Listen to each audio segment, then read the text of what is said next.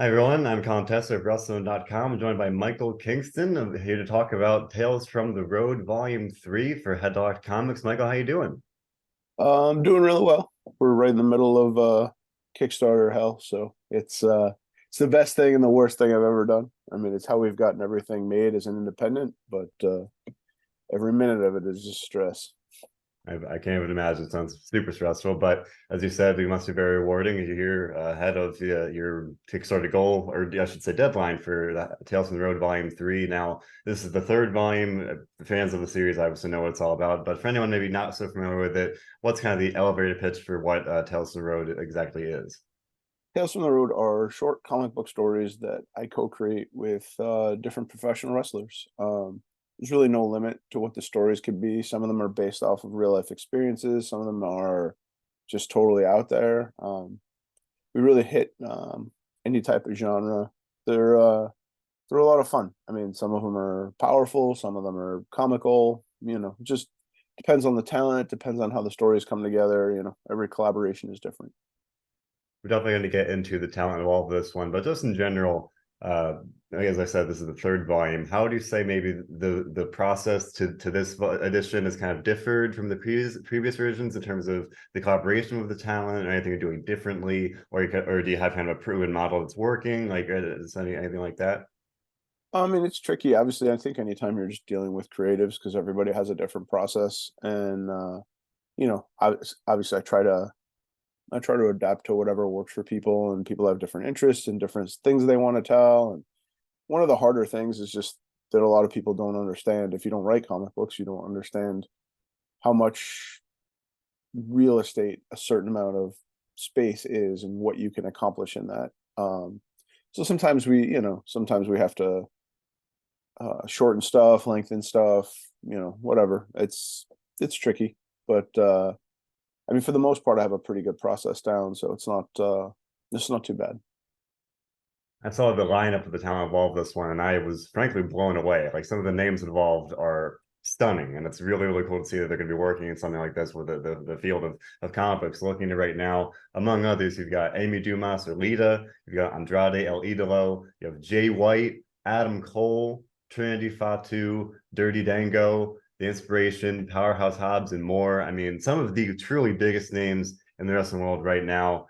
Talk to me about kind of getting some of those names involved. How does that go? Because again, these aren't just not to put anyone down, but like normal wrestlers. Like these are some major names. This is I kind of know everybody. I've been writing comics for years now, almost 15, and I started out by writing my series Headlocked, which is a HBO style drama about a theater major who drops out of college to chase his dream of becoming a wrestler. And then I got Jerry Lawler to do covers for it, and we were taking that around the road, and a lot of the wrestlers who like comics would buy my books from me and tell me how much they liked it, and some of that's spun into Tales from the Road, and then just by virtue of me setting up at wrestling shows. I mean, most of the guys that are on top now, like, were on the indies at some point. You know what I mean? And I've crossed paths with people. I have a staple at Comic Cons as far as wrestling goes, and a lot of wrestlers that want to do Comic Con. So people find me, I find people. It works out. Like there's people who have people who really love comics come looking for me when they're able to. And there's a ton of people right now I could probably do stories with that are under contract that I just can't. But yeah, it's been a little bit of everything. And it's been very cool. I mean, I wrestling's been really really good to me for a guy that basically makes comics out of his bedroom. And this whole process has exceeded my wildest expectations. I thought maybe a little bit different spin on it. Do you approach each volume with like a wish list of talent that you can? And you mentioned some talent come to you, but do you have talent like with some of these talents people that you were like, oh, I only want to work with blank, or is it like you said, is it more of a mix of, oh, I want to work with these people, and also some people that said, hey, I want to do something, and it's kind of like both of those kind of avenues come together, and that's how you get this array of talent. It's a little bit. It's just mostly it really depends on the story. Like if we've got the right story or somebody's got an entertaining story, I'm not I'm not necessarily chasing names. I mean, sometimes if there's a window where somebody was under contract, now they're not going to be under contract, but they might be under contract again, like it may alter my progression if I don't think they're going to be, say, on the board for very long. At the time they conceived the story with Jay White, I was pretty sure he was going to be in WWE. So I had a real tight window. So I was like, hey, I have this idea, and then we had met, and my artist from Headlock is from New Zealand. He's from New Zealand. So there was a little bit of a connection there. And then we made it happen. So it's, there's a lot of different factors. What I had originally, like, I had two talents involved originally scheduled for this that both ended up having contract negotiations, and they just wanted sort of to have a clean side on their end and not have something there. So we'll probably revisit those in the next volume or a volume down the road. It's not that they're adverse to working on it. It's just, sometimes things get in the way. So so this lineup, it evolves over time, and I try to sort of shape the best lineup I can with who's available or who might be, like I said, who might be coming off the board or whatnot. So, because I have missed out on some stories with some people, and that's, you kind of live with that. You mentioned a minute ago that the process has exceeded your wildest expectations. I don't know if you meant in that in general or for this volume specifically, but like, or maybe both ways. In general and with this volume, what would you say has maybe been the most rewarding part of the process? I mean, the best part is just as a creative to jam with people that you respect creatively and have them sort of be excited about it, about working with you, about the product that you're putting out, about the story that you're conceiving. Like, that's the best. I mean, that'll always trump everything else. Just, like, oh man, this person, I mean, I think the story that we did with Adam Cole is great. It's one of my favorites. You know what I mean? And he just main evented a 80,000 person wrestling show, I mean, Jay White was just the biggest star in Japan not too long ago. And I mean, to me, one of the most entertaining parts of AEW. And, I mean, I think I mean, they're all amazing. You know what I mean? Like, even like, I mean, Dango is so just out there as a dude. And the story we have for him is out there. So to the surprise of to the surprise of no one, but it's a wild story. And it's so that part of it is fun. That's just getting to jam with people. And maybe on the flip side, I mean, you mentioned a minute ago, some real life situations come up that are obstacles where it's like you're planning on working with someone, and maybe they have contract negotiations, things come up. Maybe aside from that, what are some of the more challenging parts of the process when you're trying to collaborate with people? And you mentioned people have different visions, but just in general, the challenges you face when you're working with people, trying to make these visions come together, and then putting together a collection like this. I mean, the hardest part for me in wrestling and comics is, like, I'm a double independent, right? Like, wrestling fans are very brand slavey, tribal.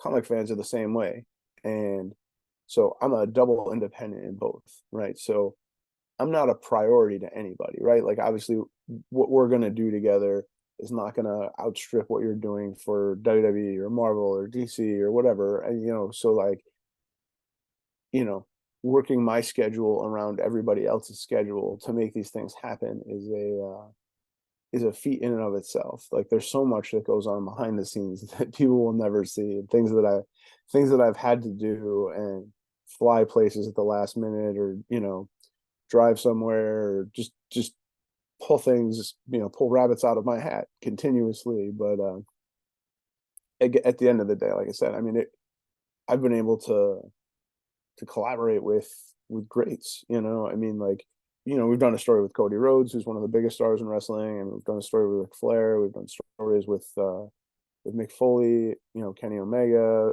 I mean, this year, I mean, I think we've had like 7 or 8 Hall of Famers. A good, I think a good chunk of people that are on AEW. I think 7 or 8 people. I mean, so we have televised wrestlers. I mean, what we're doing, nobody's done, and nobody's ever done. And the fact to me that I'm doing it sort of, I mean, everything that doesn't involve art is me. So, and I'm doing it out of my bedroom while I work another full-time job. So it's there's just so much that goes into it, but it is obviously, it's a labor of love. and a passion that I have, and been able to do some amazing things, and I'm always super proud of it, and I'm super, but again, like I said, I'm nobody's priority, you know what I mean? I'm not $1 million contract and stuff. So, you know, you work around what you have to work around. So, and I accept that. And that's fine.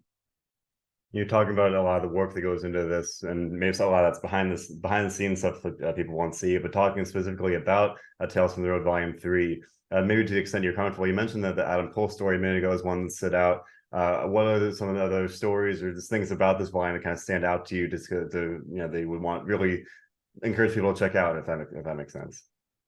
I'd say this is the most fun collection overall.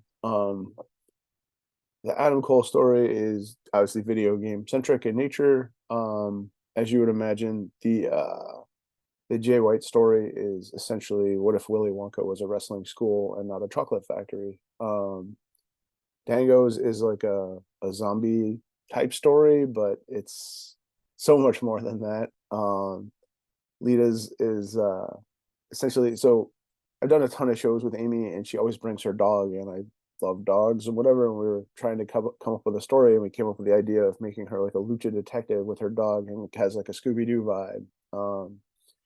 Trinity's is very Chicago inspired, and people that are fans of the play Chicago will see what we mean when that comes out.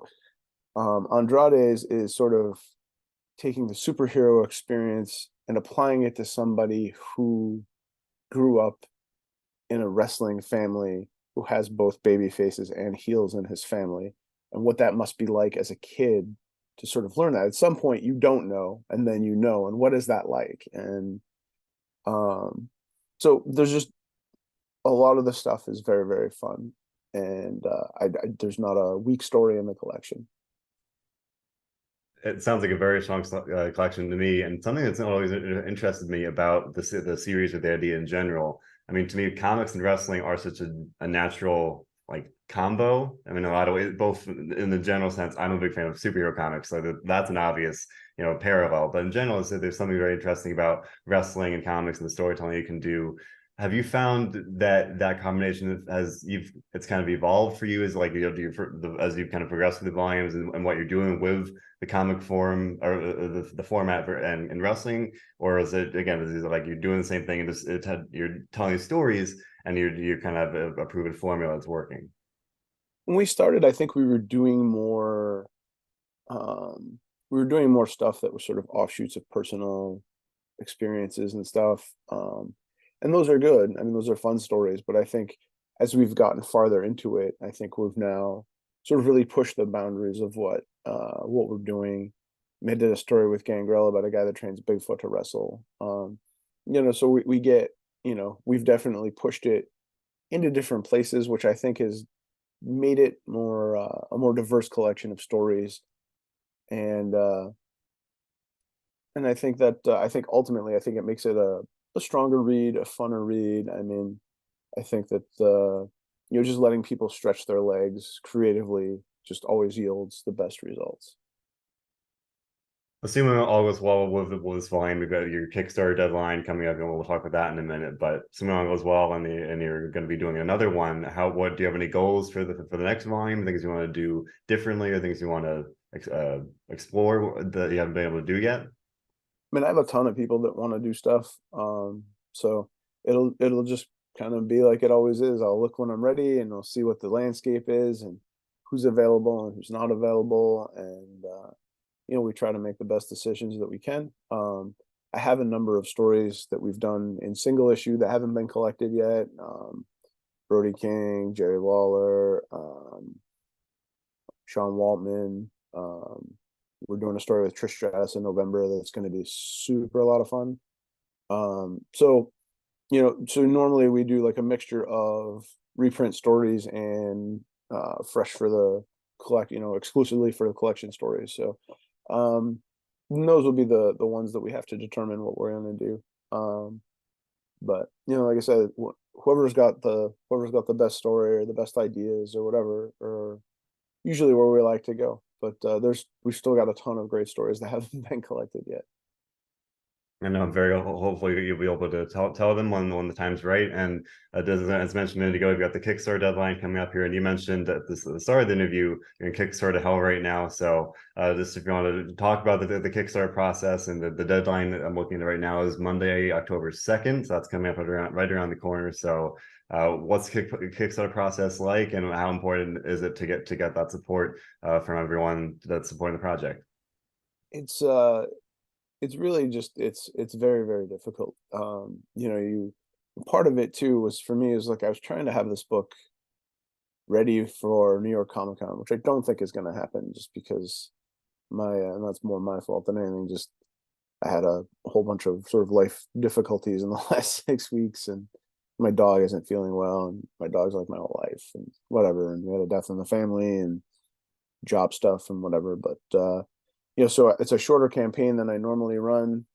So then you have like sort of a heightened sense of urgency to sort of get that going. And then it's just it's like a pre-order, but you can sort of watch it as it goes. So like, you know, on the weekends it doesn't move. And that's just how it is. And I know that, but it still doesn't it still stresses me out. I mean, I still check it 100 times a day. And it's just it's a stressful process. We're adding some giveaways here, and I haven't told anybody this yet, but I'm telling you now. But we're gonna add some. What I've done in the years past is we've had some original art and stuff like that that we sort of randomly insert in early backers, and I think we're gonna do it for the first 200 backers. But we have a really dope sketch of Will Hobbs and a artist sketch of Jay White, and then some sketch cards, like original art sketch cards of Lita, Jay, Andrade, uh and Adam Cole. So we'll be randomly inserting those into, you know, people who back for a physical reward. So we always try to do things to encourage people to back it early, and some people just, you know, some people are just going to back it on the last day, and that's how they are. And so usually you get like 30% of your goal at the beginning and 30% of your end, and then 30% stretched across the middle, which is like the lull, and that's hell.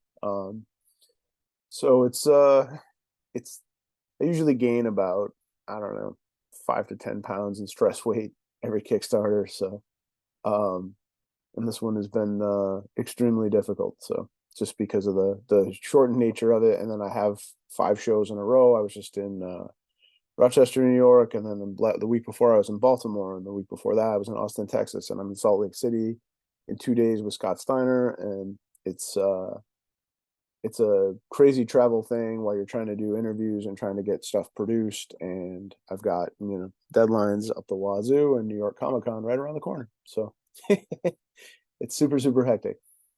Definitely sounds like it, and it sounds like you're very busy. So I won't keep you much longer. But Tales from the Road Volume 3, at the very least, Kickstarter deadline is right around the corner. So at least that aspect will be, you know, I'll be over in the near future, and hopefully it'll be going smoothly. I mean, I'm looking at it right now that you're well on your way to the goal, and that's got to be reassuring.